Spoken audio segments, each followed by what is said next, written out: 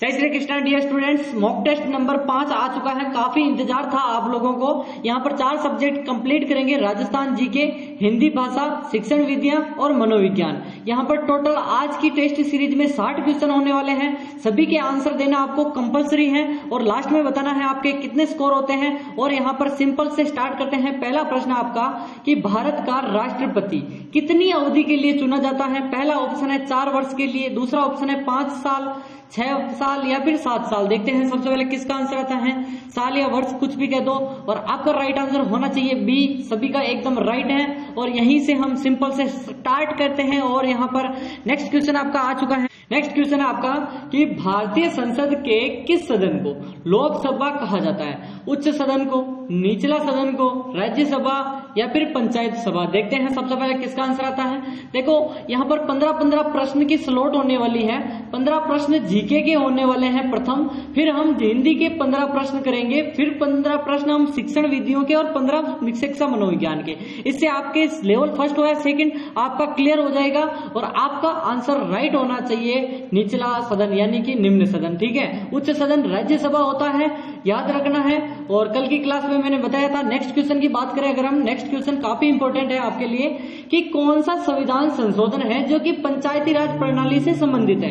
42वां संविधान संशोधन, 44वां संविधान संशोधन, 73वां संविधान संशोधन या फिर 86वां संविधान संशोधन। देखते हैं सबसे पहले किसका आंसर आता है। 42वां संविधान संशोधन कब हुआ था जल्दी से बताइए। 1976 के द्वारा। ठीक है, और यहाँ पर 44वां संविधान संशोधन कब हुआ था। 1978 को। ठीक है, और 73वां संविधान संशोधन 1992 को हुआ था। और यहाँ पर 92 या 93, ठीक है, और यहाँ पर 92 हो गया। और यहाँ पर 86वां संविधान संशोधन कब हुआ वो आपको कमेंट करना है। और पंचायती राज प्रणाली से संबंधित 73वां संविधान संशोधन है। और 24 अप्रैल कौन सी तारीख है। पंचायती राज दिवस कब मनाया जाता है। 24 अप्रैल को। ठीक है, अप्रैल को यहाँ पर क्या मनाया जाता है, पंचायती राज दिवस। याद रखना है। नेक्स्ट क्वेश्चन आपका, भारत के प्रथम राष्ट्रपति कौन थे। डॉक्टर राजेंद्र प्रसाद, जवाहरलाल नेहरू, सरदार वल्लभ भाई पटेल या फिर महात्मा गांधी। देखते हैं सबसे पहले किसका आंसर। अगर आपने स्किप कर दिया तो सिलेक्शन मत समझो कि सिलेक्शन होगा ही नहीं। ठीक है, इसको स्किप नहीं करना, वीडियो को पूरा देखना है। और राजेंद्र प्रसाद आपका राइट आंसर होगा। और नेक्स्ट क्वेश्चन की बात करें अगर हम, नेक्स्ट क्वेश्चन है आपका, भारत की सबसे लंबी नदी कौन सी है। गंगा नदी, यमुना नदी, ब्रह्मपुत्र नदी या फिर गोदावरी नदी। गंगा नदी की लंबाई 2525 किलोमीटर है, याद रखना है आपको।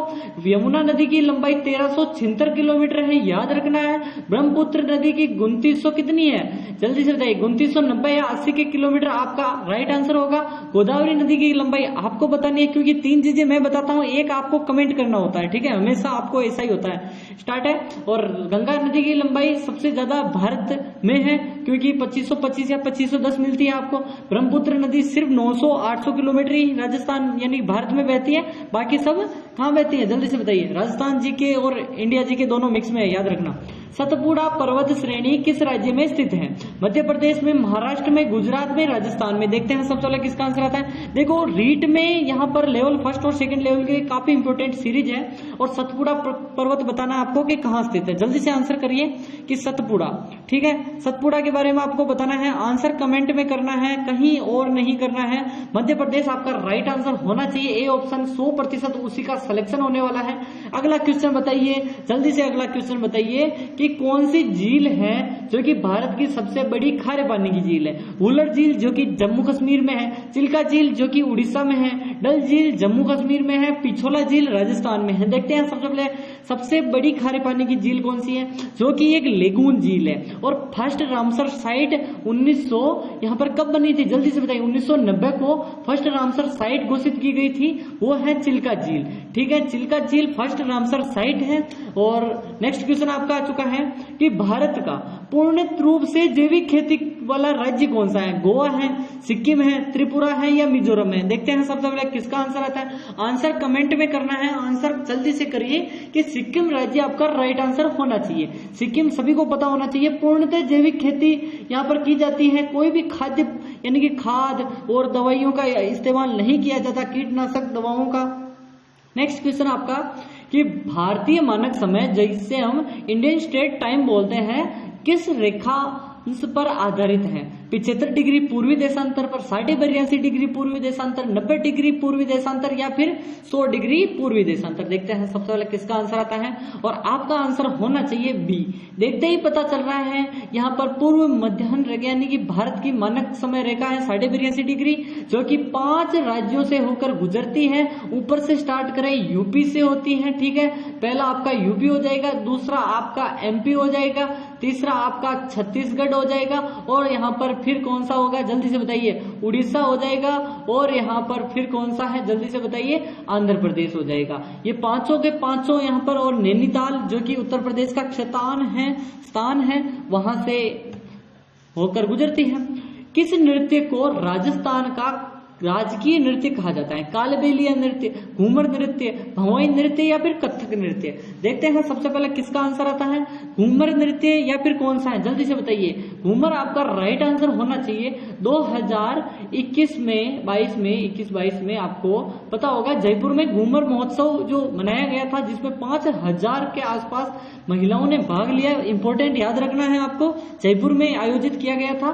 नेक्स्ट क्वेश्चन आपका कि राजस्थान के किस शहर को जिलों की नगरी कहते हैं? जयपुर, उदयपुर, जोधपुर, बीकानेर। और जयपुर को तो आपको पता ही होगा कि क्या कहते हैं, राष्ट्रीय राजधानी, पिंक सिटी। उदयपुर को क्या कहते हैं, व्हाइट सिटी। और क्या कहते हैं, पूर्व का वेनिस। और क्या कहते हैं, जिलों की नगरी आपका राइट आंसर होगा। जोधपुर को क्या कहते हैं, हस्तकला उद्योग का केंद्र बोरानाडा जो कि जोधपुर में है, ठीक है। बीकानेर को जूनागढ़ जो कि बीकानेर में है। और कुछ चीजें यहाँ पर आपको याद रखनी, जो जैसे कि मेहरानगढ़ जोधपुर में है। कुंभलगढ़ का किला किस जिले में है? अजमेर जिले में, चित्तौड़गढ़ में, राजसमंद या जैसलमेर। जल्दी से बताओ, कमेंट करते रहो, कमेंट करते ही रहना है आपको। जल्दी जल्दी से कमेंट करो और आपका राइट आंसर हो जाएगा राजसमंद, ठीक है। राजसमंद, जिसने कुंभलगढ़ के जो शिल्पी थे वो थे मंडन। मंडन ने काफी पुस्तकें लिखी थी। मंडन किसके काल में था जल्दी से बताइए, राणा कुंभा के काल में। वस्तुसार मंडल, कोदंड मंडल, और कौन सी है जल्दी से बताइए। लोक कला मंडल जो कि उदयपुर में है। संग्रहालय किस शहर में स्थित है? संग्रहालय बताना है, जयपुर में है, उदयपुर में है, कोटा में है या फिर जोधपुर में। भारतीय लोक कला मंडल 1952 को देवीलाल सामर के द्वारा स्थापित किया गया था। भारतीय लोक कला मंडल जो कि उदयपुर में है, आपका राइट आंसर उदयपुर हो जाएगा। संग्रहालय भी उदयपुर में है। नेक्स्ट क्वेश्चन की बात करें, राजस्थानी भाषा की कौन सी बोली है जो राजस्थानी साहित्य की भाषा है? यानी कि जो हम राजस्थानी भाषा बोलते हैं ना, वो कौन सी है? मारवाड़ी है, मेवाड़ी है या फिर ढूंढाड़ी है या बागड़ी है? बागड़ी, ठीक है। जल्दी से बताओ कौन सी है ये जो राजस्थानी हम यूज करते हैं? वो है मारवाड़ी। मारवाड़ी को डिंगल बोलते हैं, और डिंगल ही यहाँ पर हम मारवाड़ी यानी राजस्थानी भाषा के लिए उपयोग में लेते हैं। आज का जो जीके का लास्ट सवाल है, फिर हम हिंदी की तरफ बढ़ेंगे। किस त्योहार को मरुधरा उत्सव के नाम से जाना जाता है? तीज त्योहार को, गणगौर को, पुष्कर मेले को या फिर डेजर्ट फेस्टिवल को? जल्दी से बताइए। तीज त्योहारा बावड़ी लेडू भी गणगौर, यानी तीज से छोटी तीज, श्रावणी तीज कह दो, वहां से त्योहार यहाँ पर शुरू होते हैं। गणगौर जो कि वैशाख में आता है उससे समाप्त होते हैं, ठीक है। पुष्कर अजमेर में है। डेजर्ट फेस्टिवल कहाँ हो जाता है जल्दी से बताइए। थार डेजर्ट यानी रेगिस्तान जो फेस्टिवल है, मरुस्थल यानी कि मरु महोत्सव है, वो जैसलमेर में होता है। और यहाँ पर पूछ रहा है मरुधरा उत्सव, ठीक है।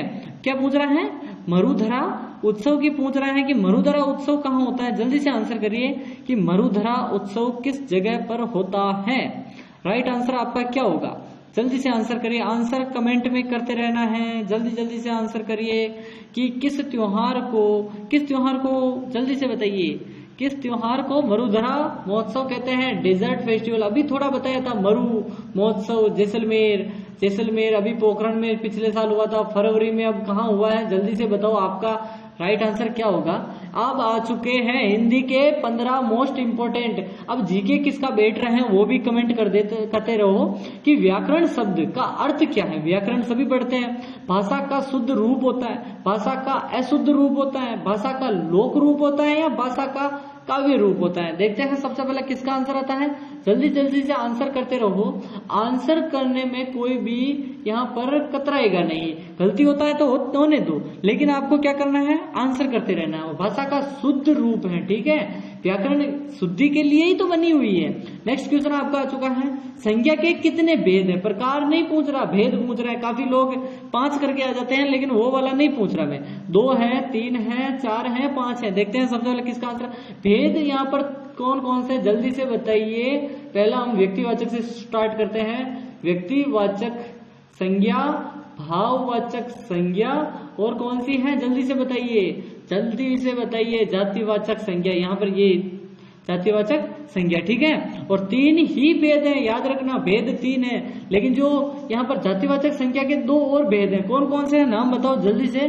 कि जातिवाचक के 2 द्रव्यवाचक, वो वाला कौन सा है, कि किस वाक्य में क्रिया नहीं है। क्रिया यानी कि किसी काम का होना या पाया जाना क्रिया कहलाता है। राम खाता है, सीता दौड़ती है, गीता पढ़ रही है, सूरज चमक रहा है। इसमें क्रिया नहीं है। कौन सी चीज जो क्रिया नहीं है, किसी काम का होना या पाया जाना, यानी कौन, राम खाता है, दौड़ती है, पढ़ रही है, लेकिन चमक रहा है।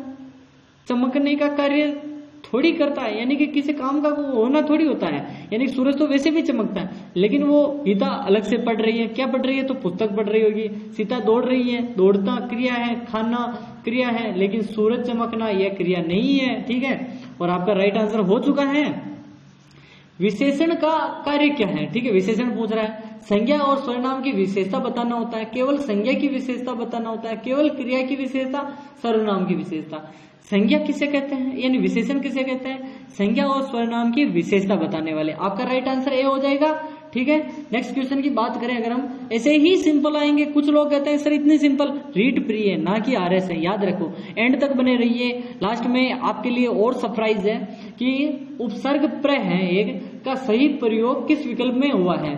प्रभात में, प्रकाश में, प्रसिद्ध में, सभी में हुआ है। प्र का उपयोग किस में हुआ है, विशेषतया बताना है आपको कि प्रभात, प्रकाश, प्रसिद्ध, सभी आपका राइट आंसर है। क्योंकि प्र उपसर्ग आगे जुड़ते हैं, प्रत्यय पीछे जुड़ते हैं, ये चीजें याद रखनी है, याद रखना है। प्र प्रत्यय जुड़ा है और प्र उपसर्ग जुड़ा है, और इसके कारण सभी वर्ड सही बने हैं। प्रत्यय किस शब्द के बाद लगता है, उपसर्ग के बाद लगता है, मूल शब्द के बाद लगता है, संज्ञा के बाद, या सर्वनाम के। देखते हैं सबसे पहले किसका आंसर आता है। आंसर कमेंट में करते रहना है, कोई भी यहाँ पर जल्दी से बिना कमेंट नहीं बताएगा। और हमेशा आपको पता होगा मूल शब्द के बाद आती है प्रत्यय, क्योंकि उपसर्ग आगे आता है, उपसर्ग के बीच में मूल शब्द होता है, फिर पीछे क्या होता है, प्रत्यय जुड़ता है। तो मूल शब्द के बाद प्रत्यय जुड़ता है, ना कि संज्ञा सर्वनाम के बाद, ठीक है। राम का घर, यानी कि राम का घर का विकास उदाहरण है, किसका उदाहरण है, ठीक है, किसका उदाहरण है, राम का घर। कारक है, विभक्ति है, संबंध बोधक है, या विशेषण है। यहाँ पर क्या चीजें दर्शाई जा रही है वो बतानी है, ठीक है।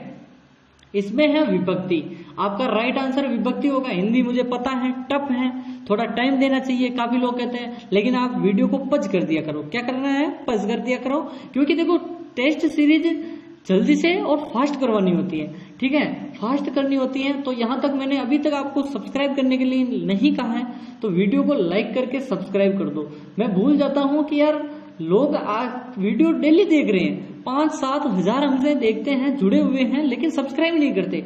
जल्दी से वीडियो को सब्सक्राइब करके, टेलीग्राम पर लिंक मिल जाएगी, कल ही यहाँ पर यह क्लास आपकी पीडीएफ टेलीग्राम पर मिल जाएगी। जल्दी से क्या करो, आप सब्सक्राइब कर दो, ठीक है, सब्सक्राइब कर दो। और सर्वनाम किसका वाक्य में, यानी किस वाक्य में सर्वनाम का प्रयोग हुआ है। सर्वनाम संज्ञा के स्थान पर प्रयुक्त होने वाले शब्द सर्वनाम है, वह पढ़ता है। गीता नृत्य करती है, सूरज उगता है, राम बाजार जाता है। इतना सिंपल, यहाँ पर सिर्फ ऑप्शन चेंज होगा, बाकी यहाँ पर गीता पढ़ती है या सीता पढ़ता है, यानी कि जो राम पढ़ता है, ऐसे होना चाहिए।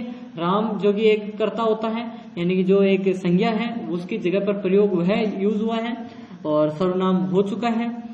किस विकल्प में समास का सही उदाहरण है बताना आपको। जलपान, रामायण, विद्वान, ठीक है, विद्यान, यहाँ पर थोड़ा, ठीक है, और विद्यालय, विद्यादान है बेसिकली, सॉरी मैं थोड़ा अलग से पढ़ने लग गया था। विद्यादान है या विद्यालय है, ठीक है। बेसिकली हम जब पीपीटी बनाते हैं ना तो थोड़ा प्रॉब्लम होती है, ठीक है। आपको ऐसे समझना है विद्यालय विद्या वो वाला लिखते हैं हम, लेकिन सही वाला यही है, याद रखना विद्या प्लस आलय विद्यालय बनता है, ठीक है। समास का सही उदाहरण क्या है जल्दी से बताइए, यानी कि इसमें क्या है, जलपान आपका राइट आंसर है, जल का पान करना समास विग्रह, ठीक है। और नेक्स्ट क्वेश्चन की बात करें अगर हम कि संधि विच्छेद बतानी है आपको, सही रूप क्या होगा बताना है, विद्या प्लस आलय का, विद्या आलय, विद्याल अय, विद्याल आयल या फिर विद्यालय। देखते हैं सबसे पहले किसका आंसर आता है, और सभी को पता होगा इस चीज का तो कि यहाँ पर क्या आंसर है, जल्दी से बताइए। विद्या प्लस आलय होगा, विद्यालय, विद्या प्लस विद्या यानी ज्ञान, आलय यानी निवास स्थान, यानी जहां पर विद्या यानी ज्ञान का निवास हो वह विद्यालय है, इसे आपको याद रखना है। दिवस का तत्सम बताना है आपको, दिन होता है, दिव होता है, दिनकर होता है, दिवीज होता है। देखते हैं सबसे पहले किसका आंसर आता है, दिवस का तत्सम। तत्सम तद्भव सभी को पता होगा, तत्सम किसे कहते हैं, तद्भव किसे कहते हैं, देखो बार बार नहीं बताऊंगा, पिछली क्लास नहीं देखी है तो चैनल पर पूरी की पूरी प्लेलिस्ट बनी हुई है, जाकर प्लेलिस्ट देखो। हिंदी की अलग से प्लेलिस्ट है, पॉलिटी की अलग से है, आर्ट एंड कल्चर की अलग से है, एमसीक्यू की अलग से है, जल्दी से जाइए। और दिन आपका राइट होगा कि तत्सम दिवस, जो कि तत्सम का ही प्रतिरूप है। वह वाक्य में अव्यय का प्रयोग हुआ है, अव्यय का प्रयोग बताना है, वाक्य बताना है। वह तुरंत गया, गीता सुंदर है, राम बाजार जाता है, सीता गा रही है। इसमें बताइए कि अव्यय का प्रयोग हुआ है कौन से में, किस वाक्य में हुआ है, वाक्य बताना है, जल्दी से बताओ। कि यहाँ पर वह तुरंत गया, अव्यय क्या है वो भी मैंने चीजें बता रखी है, सब प्लेलिस्ट है, जाकर देखो। वह तुरंत गया इसमें है, ठीक है। नेक्स्ट क्वेश्चन की बात करें अगर हम कि क्रिया का सही पर्यायवाची शब्द बताना है, क्रिया विशेषण है, क्रियापद है, कर्म है, क्रियात्मक है। देखते हैं सबसे पहले किसका आंसर आता है। देखो बेसिकली क्रिया का सही पर्यायवाची क्या होगा, क्रियापद होगा, आपका राइट आंसर क्या होगा, क्रियापद, ठीक है। यहाँ पर क्यों होगा, कैसे होगा, ये चीजें डिटेल बताने की होती है, ये हमारा सिर्फ आपका एमसीक्यू टेस्ट हो रहा है, ठीक है। थोड़ा बहुत बताने का प्रयास कर रहा हूं मैं, लेकिन वीडियो ज्यादा लंबी हो जाती है इसी कारण नहीं है, ठीक है। अनेक शब्दों का एक शब्द यानी अनेकार्थी शब्द का एक बनाना है। सही विकल्प क्या है, जो पढ़ने में और पढ़ाने में आनंद अनुभव करता है उसको क्या कहते हैं, शिक्षा शास्त्री, शिक्षार्थी, शिक्षक या फिर पुस्तक प्रेमी। यहाँ पर चीजें क्या लिख रखी हैं, जो पढ़ने में और बाद में पढ़ाने में दोनों में आनंद की अनुभूति करता है, ठीक है। तो शिक्षार्थी शिक्षा ग्रहण करने वाला तो नहीं है, सिर्फ पढ़ाने वाला नहीं है, पुस्तक प्रेमी तो सिर्फ पढ़ने वाला है, ठीक है। और शिक्षा शास्त्री जो होते हैं खुद पढ़ते हैं, पढ़ाते हैं, फिर पढ़ते हैं और पढ़ाते हैं, आनंद की अनुभूति होती है उनको, और ये चीजें चलती रहती है। भाववाचक संज्ञा का उदाहरण बताना आपको, लड़का, पढ़ाई, बाजार, मिठाई। भाववाचक संज्ञा क्या कहते हैं, जिसमें देख नहीं सकते और उसको क्या है वो एक भाव उत्पन्न करता है, ठीक है। जैसे कि मिठास, प्यासा, ये चीजें क्या है, भाव है। देखो इसमें क्या है, लड़का क्या है, जातिवाचक व्यक्तिवाचक है, पढ़ाई आपको बाद में बताऊंगा, बाजार क्या है, जातिवाचक है, मिठाई क्या है वो आपको बताना है। पढ़ाई आपका राइट आंसर होगा। पढ़ना और पढ़ाई, पढ़ाई एक भाव है, ठीक है, पढ़ना अलग चीज है और पढ़ाई भाव है। सामाजिक अध्ययन की शिक्षण विधियों का क्या महत्व है, यहाँ पर सभी चीजें एसएसटी हो, हिंदी हो, सबके लिए है। यहाँ पर बताइए इसके लाभ है, इसकी हानियां हैं, यह क्या है, इसमें क्या शामिल है। शिक्षण विधियों का क्या महत्व बताना है, इसके लाभ हैं, इसके हानियां होती है, ये क्या है या इसके क्या शामिल है, ये चीजें बतानी है आपको, जल्दी से बताइए। यानी कि आपको राइट आंसर क्या होगा आपका, जल्दी से बताओ।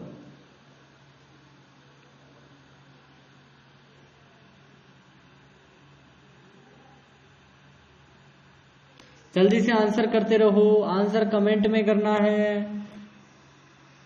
सॉरी गाइस, सॉरी, यहाँ पर गलत क्वेश्चन आ चुके थे, मैंने कुछ अलग क्वेश्चन बनाए थे, ठीक है, वो वाले नहीं खुल के कोई अलग ही पीडीएफ आ गई थी, सॉरी।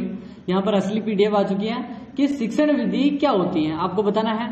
केवल पाठ्यक्रम पूरा करने की प्रक्रिया होती है, शिक्षण करने का एक तरीका होता है, परीक्षा में अच्छे अंक लाने का तरीका होता है, या फिर सिर्फ लिखित सामग्री पढ़ाने की प्रक्रिया होती है। शिक्षण विधि क्या है आपको बताना है, जल्दी से आंसर करिए कि शिक्षण विधि क्या है। शिक्षण विधि शिक्षण करने का एक तरीका है, यानी कि शिक्षण करने का तरीका यानी कि क्या होता है, यानी कि पढ़ने और पढ़ाने की कला होती है, यानी कि शिक्षण यानी पढ़ाना होता है, ठीक है। तो यहाँ पर वो तरीका होता है जो कि आपका राइट आंसर हो जाएगा। नेक्स्ट क्वेश्चन की बात करें अगर हम, नेक्स्ट क्वेश्चन आपका शिक्षण विधि का मुख्य उद्देश्य बताना है। रटने की प्रवृत्ति विकसित करना होता है, विषय को रोचक और प्रभावी बनाना होता है, केवल परीक्षा उत्तीर्ण करना, या फिर शिक्षकों को कठिनाई देना। तो आपका राइट आंसर क्या होगा, विषय को रोचक और क्या करना, प्रभावी बनाना, आपका राइट आंसर होगा। नेक्स्ट क्वेश्चन की बात करें अगर हम, नेक्स्ट क्वेश्चन आपका कि निम्नलिखित में से कौन सी शिक्षण विधि बतानी है। विधि छात्र केंद्रित होगी, यानी कि छात्र केंद्रित कौन सी है, व्याख्यान विधि, अन्वेषण विधि, स्मृति आधारित विधि है, या फिर निगरानी विधि है। देखते हैं सबसे पहले किसका आंसर आता है। और अन्वेषण विधि जो कि छात्र पर आधारित है, सॉरी आज क्या हो रहा है, अन्वेषण विधि जो कि बोला सही था लेकिन वो गलत किसी पर, ठीक है। नेक्स्ट क्वेश्चन की बात करें अगर हम कि बाल केंद्रित शिक्षण का अर्थ क्या है। शिक्षक मुख्य भूमिका निभाते हैं, विद्यार्थी स्वयं सीखने की प्रक्रिया सक्रिय होते हैं, केवल पाठ्य पुस्तक जो आधारित शिक्षण होती है या परीक्षा आधारित शिक्षण होती है। इसमें क्या होता है कि बाल केंद्रित यानी कि बालकों को केंद्रित रखना, यानी कि अच्छे से अच्छे शिक्षा देना, उसको स्वयं को सीखने के लिए प्रेरित करना, और उसमें छात्र खुद सीखता है, स्वयं करके सीखना, वो चीजें किसमें आती हैं, बाल केंद्रित शिक्षा के अंतर्गत। सहगामी शिक्षण विधि है, उसका उदाहरण बताना है। समूह चर्चा, निर्देशात्मक शिक्षण, एकल शिक्षण, पाठ्य पुस्तक पढ़ना। देखते हैं सबसे पहले किसका आंसर आता है, जल्दी से आंसर करिए, आंसर कमेंट में करना है, जल्दी से आंसर करिए। और आपका राइट आंसर क्या होगा, सहभागी शिक्षण में कौन सा आंसर होगा, समूह चर्चा आपका राइट आंसर है, ग्रुप डिस्कशन आपका राइट आंसर है। नेक्स्ट क्वेश्चन है कि समस्या आधारित शिक्षण होता है, उसका लाभ बताना है। सिर्फ याददाश्त बढ़ाना होता है, छात्रों को सोचने और समस्या को सुलझाने की क्षमता को बढ़ाना होता है, केवल परीक्षा की तैयारी करवाना होता है, या केवल शिक्षण भूमिका को बढ़ाना होता है। देखते हैं सबसे पहले किसका आंसर आता है। और आपका राइट आंसर क्या होगा, जल्दी से आंसर करिए कि छात्रों को सोचने और समस्याओं को सुलझाने की क्षमता का विकास करना ही आपका राइट आंसर है। नेक्स्ट क्वेश्चन है, और अभी तक आपने टेलीग्राम ज्वाइन नहीं किया तो कर लो, क्योंकि वहां पर पीडीएफ मिलेगी। निम्नलिखित में से कौन सी शिक्षण विधि आधिकारिक शिक्षण के रूप में जानी जाती है। संवादात्मक शिक्षण, व्याख्यान विधि, व्यवहारिक शिक्षण, समूह शिक्षण। देखते हैं सबसे पहले किसका आंसर आता है। और आपका राइट आंसर है व्याख्यान विधि, जो कि किसकी है, आधिकारिक शिक्षण के रूप में जानी जाती है। डिस्कवरी विधि क्या होती है बेसिकली आपको बताना है, और मुख्य रूप से क्या होता है। शिक्षक की सब कुछ बताते हैं, यानी शिक्षक ही सब कुछ बताते हैं। विद्यार्थी स्वयं जानकारी खोजते हैं, केवल नोट्स दिए जाते हैं, सिर्फ परीक्षा के लिए तैयार किया जाता है। देखो डिस्कवरी क्या होती है कि बच्चों को क्या है कि नई नई जानकारी स्वयं उनको खोजने के लिए दी जाती है, वो ढूंढ के लाते हैं। ऐसी चीजें आपका राइट आंसर भी हो जाएगा। नेक्स्ट क्वेश्चन आपका आ चुका है कि पाठ्य योजना बनाते समय क्या महत्वपूर्ण है। अभी आपने बीएड में पाठ्य योजना बनाई होगी, नहीं बनाई, किसी और ने बनाई होगी। केवल पाठ्य पुस्तक को ध्यान में रखना होता है, छात्रों की आवश्यकता और उनकी क्षमता को समझना होता है, केवल परीक्षा की तैयारी रखना होता है, सिर्फ शिक्षकों की सुविधा देखना होता है। तो आपका राइट आंसर क्या होगा, जल्दी से बताइए कि पाठ्य योजना बनाते समय छात्रों की आवश्यकताओं और उनकी क्षमताओं को समझना होता है। ठीक है, छात्रों की आवश्यकता क्या है, क्या उनकी चीजें चाहिए, उनको कौन से पाठ कैसे प्रकार से प्रस्तुत करने हैं। प्रभावी शिक्षण में शिक्षक की क्या भूमिका होनी चाहिए, सिर्फ सूचना देना होता है, प्रेरक, मार्गदर्शक, सहायक की भूमिका निभाना होता है, छात्रों को नियंत्रण करने वाला, या फिर केवल पाठ्यक्रम पूरा करने वाला। तो सभी को पता है इस चीज के बारे में कि यहाँ पर मार्गदर्शन भी करेगा और सहायता भी करेगा, प्रेरणा जो देने वाली भूमिका भी निभाएगा। ठीक है, 11वां प्रश्न आज का कि शिक्षण विधियों का चुनाव किस पर निर्भर करता है। शिक्षकों की पसंद पर, छात्रों की आवश्यकता और सीखने की क्षमता पर, स्कूल की सुविधा पर, सिर्फ पाठ्यक्रम पर। और तो इसका भी सभी को पता होना चाहिए कि छात्रों की आवश्यकता है और उनके सीखने की क्षमता, यानी छोटे बच्चे को कैसे सिखाना, उदाहरण से नियम की ओर, बड़े बच्चों को किस प्रकार पढ़ाना, हर चीज का एक तरीका होता है। खेल केंद्रित शिक्षण होता है, उसका उद्देश्य क्या है, सिर्फ मनोरंजन प्रदान करना, छात्रों की भागीदारी, सक्रियता बढ़ाना होता है, पढ़ाई को ध्यान रखना होता है, केवल समय व्यतीत करना। और आपका राइट आंसर बी हो जाएगा कि उनकी भागीदारी और सक्रियता को बढ़ाना होता है। नेक्स्ट क्वेश्चन है, नाटक विधि का मुख्य उद्देश्य क्या है? विषय को रोचक बनाना, सिर्फ मनोरंजन करना, परीक्षा की तैयारी करना, विद्यार्थियों को कक्षा कक्ष में शांत रखना। और आपका राइट आंसर क्या होगा? 13वें प्रश्न का आपका आंसर क्या होगा? विषय को रोचक बनाना ही उनका नाटक विधि, यानी नाटक के द्वारा वो क्या करते हैं? विषय को रोचक बनाते हैं जिससे कि छात्र रुचि लेते हैं। ठीक है। ब्लैक बोर्ड विधि का मुख्य क्या लाभ है? केवल लेखन की आदत डालना होता है, जटिल विषयों को सरल बनाना, केवल नोट्स बनाना, केवल शिक्षकों के उपयोगी होना। तो इसका राइट आंसर क्या होगा? जटिल वस्तुओं को सरल मैप के माध्यम से, ब्लैक बोर्ड के माध्यम से क्या करते हैं कि डायग्राम के माध्यम से चीजें अच्छे से समझ आती हैं। और आज का जो अपने शिक्षण विधियों का लास्ट प्रश्न है कि अनुभवात्मक जो शिक्षण है वो किस पर आधारित है? केवल किताबों पढ़ने पर अनुभवात्मक शिक्षण है। ठीक है। व्यवहारिक अनुभव गतिविधि पर, केवल लिखित परीक्षा पर, सिर्फ शिक्षण की व्याख्यान पर। देखो काफी लंबी क्लास होती है ना, तब थोड़ा मुंह सूख जाता है और इसलिए आप पे मेहनत कर रहे हैं आप पर, तो आप भी मेहनत का रंग लाइए और सिलेक्शन इस बार लेके आना है। व्यवहार और अनुभव और गतिविधियों जो उनको क्या करना है? आगे बढ़ाना है, उनको और बढ़ाना है। व्यवहारिक जो अनुभव होते हैं, क्योंकि ज्ञान से बड़ा अनुभव होता है, किसी ने कहा था ज्ञान से बड़ा अनुभव होता है। अब हम स्टार्ट करते हैं जो अपनी नेक्स्ट सीरीज, और आ चुकी है नई सीरीज शिक्षा मनोविज्ञान। शिक्षा मनोविज्ञान एक विज्ञान है, मानव व्यवहार का है, मानव सिद्धांतों का है, शिक्षा सिद्धांतों का है, या इनमें से सभी? देखते हैं सबसे पहले किसका आंसर आता है।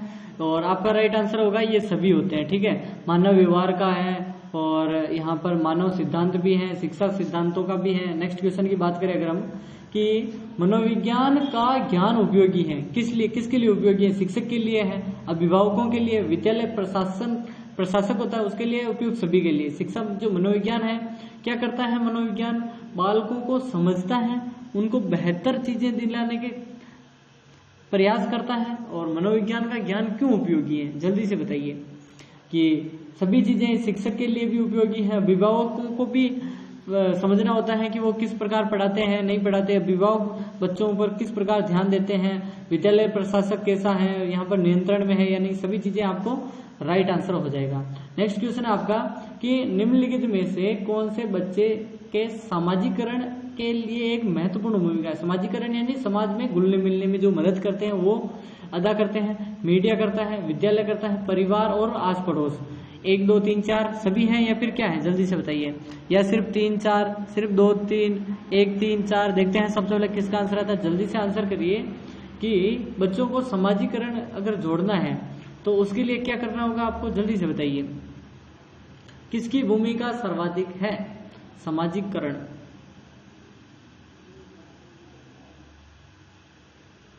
जल्दी से आंसर करिए, आंसर कमेंट में करना है। और आपका राइट आंसर होगा यहाँ पर क्या? जल्दी से बताइए। आपका राइट आंसर होना चाहिए ए, क्योंकि ये सभी मीडिया, विद्यालय, परिवार, घर, आस पड़ोस सब चीजें बच्चे के सामाजिकरण यानी समाज में घुलने मिलने में मदद करते हैं। और बेसिकली ज्यादातर परिवार और आस पड़ोस। शिक्षा मनोविज्ञान अधिक बल देता है, किस पर बल देता है? शिक्षक केंद्रित शिक्षा पर, छात्र केंद्रित शिक्षा पर, पाठ्यचर्या केंद्रित शिक्षा पर, या विद्यालय केंद्रित शिक्षा पर?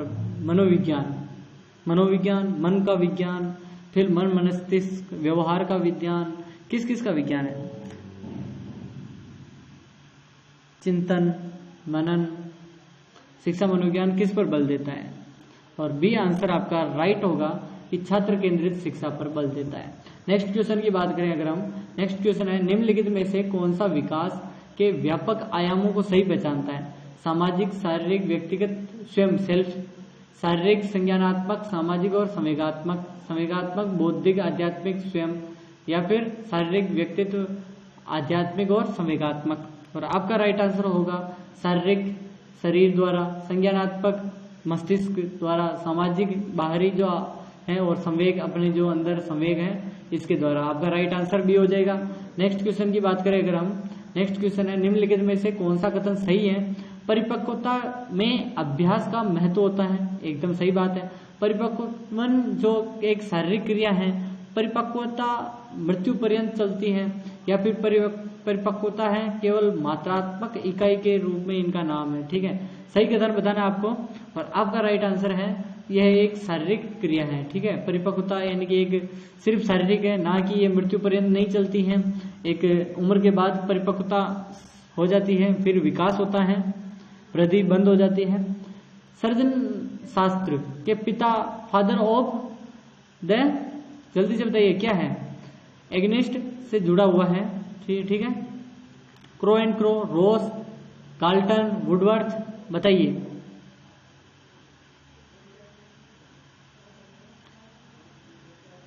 सृजन शास्त्र के पिता, फादर ऑफ, जल्दी से बताइए कौन है? रोस आपका राइट आंसर होगा। रोस ही यहां पर है आपका राइट आंसर। नेक्स्ट क्वेश्चन आपका कि निम्नलिखित में से कौन सा बालकों को अधिगम एवं विकास में सबसे अधिक योगदान देता है? परिवार, समवयस्क समूह है, टेलीविजन, परिवार, समवयस्क समूह, अध्यापक, परिवार, खेल, कंप्यूटर, परिवार, खेल, पर्यटन। देखते हैं सबसे पहले किसका आंसर आता है, जल्दी से आंसर करिए। 8वें प्रश्न का क्या आंसर होगा? और परिवार, समवयस्क समूह और अध्यापक आपका राइट आंसर होगा, क्योंकि हम क्या पढ़ रहे हैं? अध्यापक किससे संबंधित चीजें।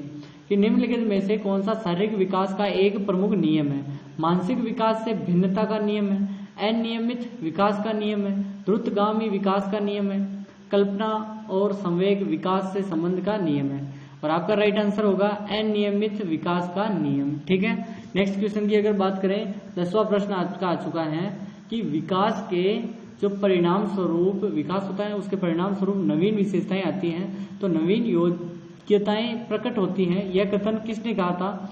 असेल ने कहा था, हरलॉक ने कहा था, मेरेडिथ ने कहा था, डगलस हॉलैंड ने कहा था। और आपका राइट आंसर क्या होगा? हरलॉक ने कहा था ये चीजें। नेक्स्ट क्वेश्चन की बात करें अगर हम कि निम्नलिखित में से कौन सा वृद्धि और विकास का प्रथम चरण है? शारीरिक विकास, नैतिक विकास, सामाजिक विकास, मानसिक विकास। और आपका राइट आंसर क्या होगा? जल्दी से बताइए कि शारीरिक विकास।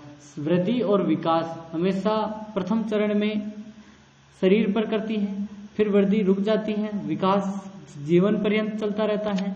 ठीक है, नेक्स्ट क्वेश्चन की अगर बात करें अगर हम कि नेक्स्ट क्वेश्चन आ चुका है आपका 15 प्रश्न में से अब 12वां है, तो सिर्फ 4 प्रश्न और बाकी हैं, थोड़ी देर और। मनुष्य जीवन का आरंभ मूलतः घटित है 2 कोष से, केवल 1 कोष से, कई कोष से, कोई कोष नहीं है। तो आपका राइट आंसर क्या होगा? कि आपको सभी को पता है मनुष्य जीवन का आरंभ मूलतः किस घटना से यानी किस घटित से होता है? कि 1 कोष आपका राइट आंसर है। नेक्स्ट क्वेश्चन है, सब्सक्राइब नहीं किया तो कर दो यार। निम्नलिखित में से कौन सी एक अंतःस्रावी ग्रंथि नहीं है? एड्रिनल ग्रंथि, पीयूष ग्रंथि, लार ग्रंथि, थायराइड ग्रंथि। शिक्षा मनोविज्ञान से ही संबंधित है, याद रखना है। और आपका राइट आंसर है लार ग्रंथि, क्योंकि ये सभी चीजें क्या है? गले के अंदर है, लेकिन लार एक अलग चीज है। ठीक है, लार ग्रंथि नहीं है, ग्रंथि है लेकिन शारीरिक यानी कि फिजिकल है, वो विकास है, वो किस क्षेत्र का है? स्नायु मंडल का है, मांसपेशियों में वृद्धि है, एडोक्राइन ग्लैंड्स हैं या उपयुक्त सभी हैं। और आपका राइट आंसर क्या होगा? उपयुक्त सभी एकदम राइट है। और नेक्स्ट क्वेश्चन की बात करें, निम्नलिखित में से कौन सा सामाजिकरण की निष्क्रिय एजेंसी है? सार्वजनिक पुस्तकालय है, स्वास्थ्य क्लब है, परिवार है, इको क्लब है। आज का लास्ट प्रश्न है। और अब बताइए आपके कि 60 में से कितने सही हुए? अगर 30 या फिर 40 प्लस हो तो आप प्लस पॉइंट में हो, 50-40 प्लस हो तो आपका वेरी अच्छा स्कोर है। अगर 30 से नीचे हो तो मेहनत करने की जरूरत है, सारे वीडियो देख डालो। मिलते हैं नेक्स्ट वीडियो में। और आपका राइट आंसर ए हो जाएगा। और 60 प्रश्नों की सीरीज, और मैंने अपना वादा कंप्लीट किया है। टॉप 5 मैंने कहा था कि रीड से पहले 5-5 कर दूंगा मैं, और मैंने कर दिया है। और मिलते हैं, इसकी जो टेलीग्राम पर मिल जाएगी PDF। मिलते हैं नेक्स्ट वीडियो में, तब तक के लिए टाटा एंड जय श्री कृष्णा डियर स्टूडेंट।